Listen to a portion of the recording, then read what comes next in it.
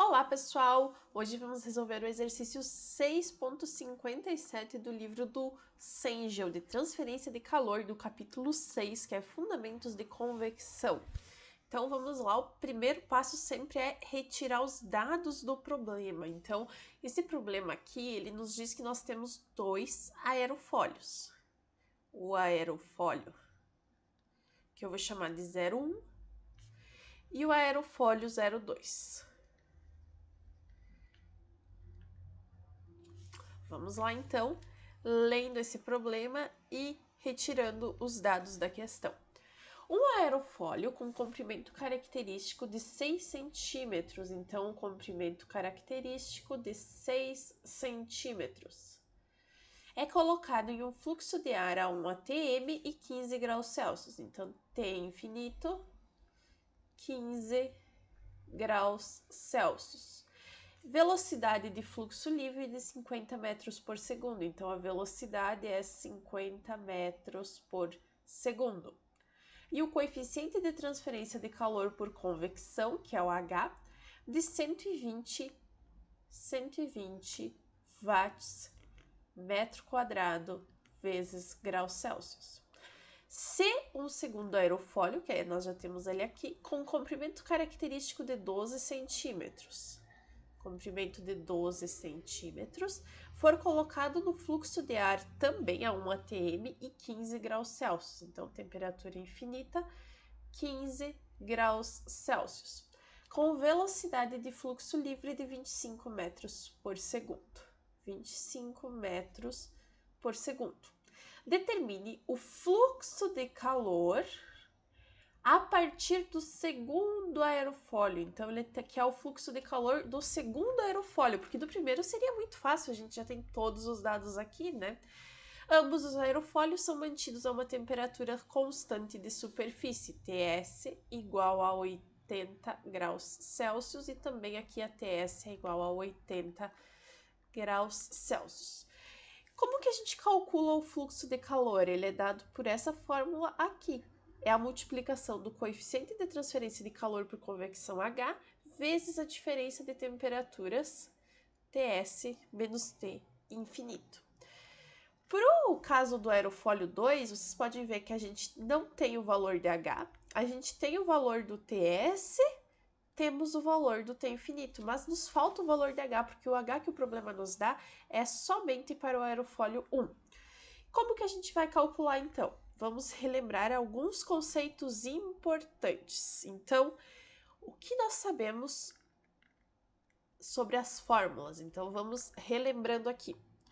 A gente sabe que para uma dada geometria específica, o núcleo ele pode ser calculado como função específica, somente uma função somente de Reynolds e Prandtl. E o que a gente pode fazer com isso? Então, a gente pega a fórmula do Reynolds. O Reynolds nos é dado como pode ser calculado pela velocidade vezes o comprimento característico dividido pela viscosidade cinemática. O Prandtl pode ser calculado como? Pela viscosidade cinemática dividido pela difusividade térmica do fluido, na temperatura média entre a TS e T infinito. Então, essas duas propriedades aqui, a viscosidade cinemática e a difusividade térmica, são calculadas considerando a T infinito e a TS, mais especificamente a temperatura média entre as duas. E a gente sabe também que o núcleo ele é calculado como o quê? H vezes o comprimento característico dividido pelo K. E o K também é calculado considerando a T infinito e a TS. Ok, sabendo dessas fórmulas aqui, a gente consegue observar que elas têm itens que a gente consegue, tem dados para calcular, né? Então, nós temos a velocidade, nós temos o comprimento característico para as duas geometrias. A viscosidade cinemática, a gente sabe que depende da temperatura infinita e da temperatura superficial, que nós temos elas duas também, então ok. E o H a gente consegue calcular em função do núcleo para encontrar o H2 para esse caso do aerofólio 2. Então, vamos lá. Primeiro, o que a gente vai fazer? A gente vai fazer a relação do Reynolds e do Prandtl para cada um dos casos. Então, para o caso 1, o Reynolds vai ser o quê? A velocidade 1 é 50 vezes o comprimento característico, que seria aqui o LC, só que está em centímetros e a velocidade tem metros. Então, já vamos transformar aqui 0,06 metros e para o aerofólio 2 também, já para facilitar, 12 centímetros para metro, 0,12 metros. Então, para o caso 1, 50 vezes 0,06 dividido pela viscosidade cinemática 1. Não vou buscar ela na tabela e eu já vou falar o motivo. 50 vezes 0,06 dá 3 dividido pela viscosidade cinemática 1. Por o caso 2, então Reynolds 2, qual que é a velocidade 2? É 25 vezes o comprimento característico, que é 0,12, dividido pela viscosidade cinemática 2. 25 vezes 0,12 também resulta em 3 dividido pela viscosidade 2. O que nós sabemos que eu falei aqui? Que a viscosidade, ela depende da temperatura infinita e da temperatura superficial. As temperaturas infinito é 15 graus para os dois casos e a superficial, o problema também diz que é igual para os dois casos. Sabendo disso, a gente sabe que a viscosidade cinemática, já que ela depende dessas temperaturas, a 1 vai ser igual a 2.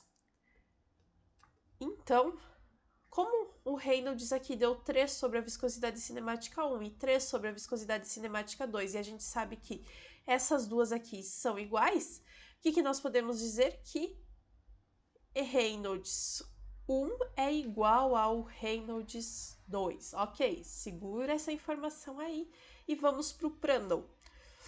Prandtl 1. O Prandtl 1 é calculado pela viscosidade cinemática 1 dividido pela difusividade térmica 1. E o Prandtl 2 é igual a viscosidade cinemática 2 dividido pela difusividade térmica do fluido 2. Porém, mais uma vez, viscosidade cinemática 1 é igual a viscosidade cinemática 2, como a gente já viu, e a difusividade térmica 1 também vai ser igual à difusividade térmica 2, porque elas também dependem da TS e da T infinito. Então, Prandtl 1 vai ser igual ao Prandtl 2. Mas essa informação a gente deixa guardada aqui. E aí, a gente falou dessa relação aqui. E como que a gente pode usar nesse exercício? A gente sabe que o Reynolds e o Prandtl são iguais para os dois casos que a gente está analisando. Sabendo disso, a gente pode dizer que o núcleo 1 vai ser igual ao núcleo 2. Agora, sabendo isso, a fórmula do núcleo é essa aqui, em função de H, a gente vai conseguir encontrar o valor de H para o aerofólio 2. Então, vamos montar aqui H1 vezes o comprimento característico 1 dividido pelo valor de K1 igual. Mesma coisa, H2 vezes o comprimento característico 2 dividido pelo valor de K2. O K, a gente também deixou anotado aqui que ele depende da temperatura infinita e da TS. Então, K1 é igual a K2. Logo, já vamos desconsiderar ele aqui. Vamos agora substituir os dados. O H1, o problema disse que é 120, então já vou substituir aqui 120 vezes o comprimento característico 1, que é 0,06, igual a o H2 é o que estamos procurando, vezes o comprimento característico 2, aqui ó, 0,12, 0,12.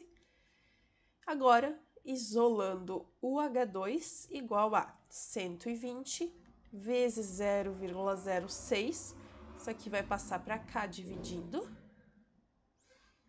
0,12 igual a, esse H vai resultar no valor de 60 60 watts dividido por metro quadrado vezes graus Celsius. 60 aqui. Ah, eu falei passa para cá, mas vocês sabem que matematicamente tu divide os dois lados por 0,12. Nesse lado aqui, o 0,12 por 0,12 dá 1, por isso que o H2 fica somente ele deste lado, e do outro lado o 0,12 vai estar dividindo os 120 vezes o 0,6, ok? Mas temos o valor de H2. Tendo H2, conseguimos utilizar esta fórmula aqui e calcular o que o problema nos pede, que o problema, ele inicialmente queria o valor do fluxo de calor, que é dado por H2, vezes a TS menos T infinito sobre o aerofólio 2. Então, Q2, já temos o valor de H que acabamos de calcular aqui, que é 60, a TS como 80, menos a T infinito lá em cima, 15. Isso resulta em 3.900 watts por metro quadrado. Resolvido mais um exercício de transferência de calor. Agora tenta fazer sozinho ali, repete todos os passos sozinho para gravar bem o passo a passo da solução. E não esquece de curtir o vídeo, se inscrever no canal, que os vídeos vão ser semanais a partir de agora. Até mais! Tchau, tchau!